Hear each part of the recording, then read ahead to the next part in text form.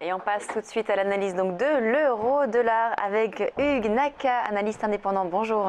Bonjour Lucie. Alors on est redescendu légèrement, on était hier sur les 1,0848. C'est évidemment suite à la décision de la BCE de finalement avoir des mesures supplémentaires mais qui ont déçu quand même les marchés. On a eu une forte hausse de la paire suite donc à cette réunion de la BCE. On redescend légèrement. Quelle serait, selon vous, l'évolution que l'on pourrait avoir dans les prochains jours? Alors, ce qui est sûr, c'est que le rebond de la semaine dernière sur les 1,0520 à 25 constitue un facteur de risque pour le scénario baissier, c'est-à-dire pour le retour sur 1,0460, les plus bas qu'on a vu cette année, et le prolongement de la baisse vers 1,02, 1,0210. Il y a un risque pour ce scénario baissier parce que, comme vous pouvez le voir sur le graphique qui est à l'écran, le rebond a révélé une droite de support qui est tracée en mauve sur le graphique. C'est une droite de support potentielle qui est tracée depuis les plus bas qui ont été établis en 2000 à 0,8225. Alors pour l'instant, il faut être prudent, ce n'est qu'une droite de support potentiel. Elle ne sera valable que si on finit le mois au-dessus des 1,0520 à 25 qu'on a vu au plus bas la semaine dernière. Mais c'est un facteur de risque, donc il faut en tenir compte et ajuster un peu les décisions de trading compte tenu de ce nouvel élément. Donc là concrètement aujourd'hui, qu'est-ce qu'on fait sur l'euro-dollar? La configuration quand même reste baissière, mais il faut avoir des positions short beaucoup plus avec des stop loss beaucoup plus serrés.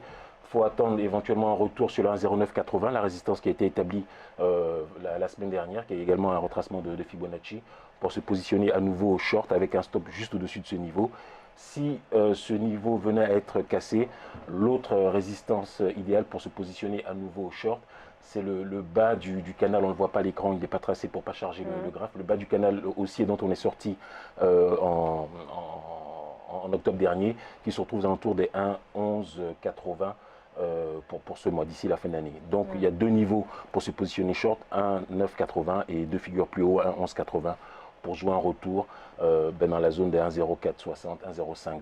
D'accord, donc là on attend le rebond, un petit rebond comme sur l'euro-dollar. Vous estimez qu'on va y arriver, même si on a quand même cette échéance de la Fed là, dans 10 jours, où la paire pourrait être finalement un peu entre deux? On n'a pas l'impression qu'on a beaucoup de tendance en attendant la réunion de la Fed. En réalité, je ne sais pas si on va y arriver ou pas, mais dans la configuration actuelle, il faut avoir le meilleur risk-reward pour pouvoir se positionner short, et il faut être le plus près possible de la résistance. Sur les niveaux actuels, le risk-reward est encore attractif puisque c'est pour jouer un retour sur les 1,0, on va dire autour des 1,05.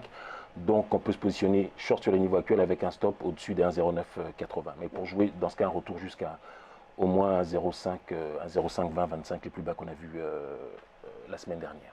Merci beaucoup Hugues Naka, donc analyste indépendant pour cette analyse de l'euro-dollar. On marque une pause, on se retrouve tout de suite sur Direct Marché.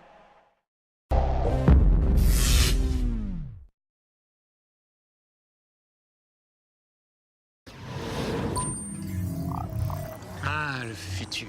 Ici, tout est tellement plus rapide. Là, je peux ouvrir un compte bancaire directement à la voix.